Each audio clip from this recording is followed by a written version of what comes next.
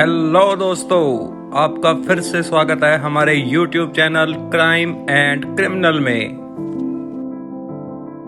आज हम एक ऐसे गैंगस्टर की बात करने जा रहे हैं जिसने काफी कम उम्र में क्राइम की दुनिया को चुन लिया था।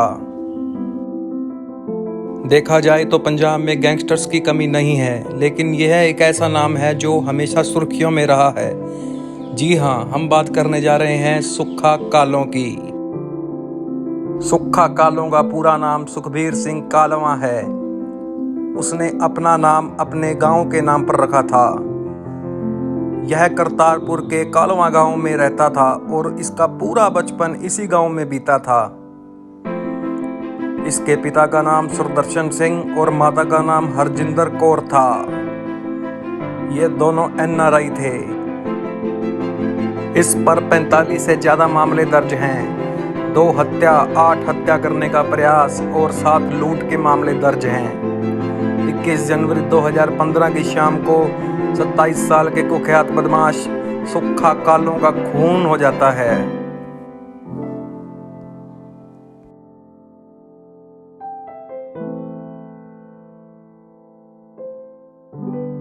इस खून से पुलिस के सामने बहुत सारे सवाल उठते हैं कि कैसे एक गांव का सीधा साधा लड़का जो अपने माँ बाप के साथ विदेश में सेटल होना चाहता था, वह कैसे एक गैंगस्टर बन जाता है। वह मासूम लड़का कैसे रास्ता भटक जाता है और आगे चलकर वह इतना बड़ा गैंगस्टर बन जाता है। गांव में सुक्खा कालवा की लड़ाई झगड़े की वजह से उसका पासपोर्ट नहीं बन पाता है और वह अपने माँ बाप के साथ विदेश नहीं जा पाता। सुक्खा के माँ बाप अमेरिका में जाना चाहते थे। उनके सपने बड़े थे, वो पैसा कमाना चाहते थे। सुक्खा के माँ बाप बताते हैं कि बड़ी मुश्किल से उन्हें अमेरिका जाने का मौका मिला था, इसलिए यह खुद को रोक नहीं पाए। इसलिए वो सुक्खा को उसकी मासी के पास छोड़कर अमेरिका चले जाते हैं। 21 साल की उम्र में सुक्खा कालों ने जिस लड़की से सच्चा प्यार किया था, उसी से शादी कर ली। लड़की का बाप रिसोर्ट का मालिक था। लड़की अमीर घर से थी। बाद में किसी तरह सुक्खा का पासपोर्ट बन जाता है। शादी करके सुक्खा ऑस्ट्रेलिया चला जाता है। सुक्खा की पत्नी काम करती थी। सुक्खा घर में रहता था। घर के काम उन दोनों की लड़ाई की वजह बने थे। सुक्खा को उसकी पत्नी घर का काम करने को कहती थी। शादी के कुछ दिन बाद ही सुक्खा उसे छोड़ इंडिया वापस आ जाता है। इसके बाद सुक्खा के जीवन में अंधेरा सा छा जाता है। सुक्खा की लड़ाई झगड़े की खबरें अक्सर आने लगती हैं। अब सुक्खा कालों एक गैंगस्टर बन चुका था। सुक्खा जिन्हें अपना दोस्त समझकर पाल रहा था, दरअसल वही उसके दुश्मन बनने वाले थे। सुक्खा की पत्नी सुक्खा से तलाक लेने के लिए कोर्ट केस करती है।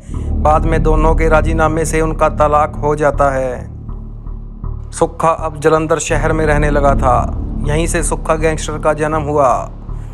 वह पूरी तरह से बुरी संगत में फंस चुका था। सुक्खा की मौत से 6 महीने पहले उसके भाई की कपूरथला जेल में रहस्यमय तरीके से मौत हो गई थी। सुक्खा कालों की मौत से 1 साल पहले उसे प्रधान सुदर्शन सिंह ढिल्लों के खून में गिरफ्तार किया गया था। सुक्खा की किस्मत ने कई बार उसका साथ दिया। जालंधर पुलिस से 4 बार सुक्खा सिंह का सामना हुआ था। वह चारों बार बचकर निकलने में सफल हुआ था। अब बात करें अक्टूबर 2010 की। अक्टूबर 2010 में सुक्खा कालों जालंधर पुलिस की हिरासत से भाग निकला। राजस्थान पुलिस से उसकी मुठभेड़ हुई तो सुक्खा का साथी मारा गया। सुक्खा वहां से भी भाग निकलने में सफल रहा। बाद में वह यूपी के नामी बदमाश यामीन के संपर्क में आया। सुक्खा और यामीन ने मिलकर एक व्यापारी से लाखों का सोना लूट लिया। सोने के बंटवारे में सुक्खा और यामीन का झगड़ा हो गया था।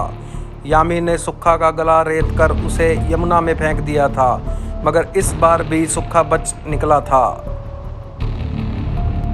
सुक्खा को सोशल मीडिया का बहुत शौक था। वह सोशल मीडिया पर बहुत ज़्यादा एक्टिव रहता था। उसके 3 फेसबुक फैन पेज थे, जिस पर फॉलोवर की संख्या लाखों में थी।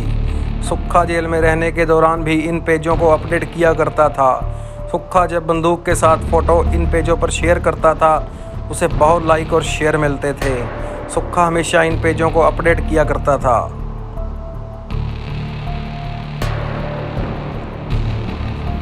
सुक्खा कालों की हत्या उस समय हुई जब उसे नाभा जेल से निकालकर डिस्ट्रिक्ट जज के सामने पेश करने के लिए ले जाया जा रहा था। सुक्खा की हत्या सुपारी देकर कराई गई थी। सुपारी देने वाला सोनू बाबा था। सोनू बाबा सुक्खा गैंग की तरफ से कत्ल किए गए लवली बाबा का जिगरी दोस्त था।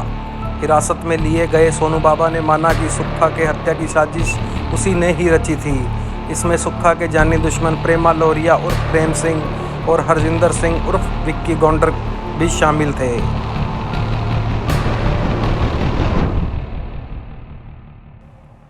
ऐसी ही और क्रिमिनल्स के क्राइम की कहानी जानने के लिए इस चैनल को सब्सक्राइब करें।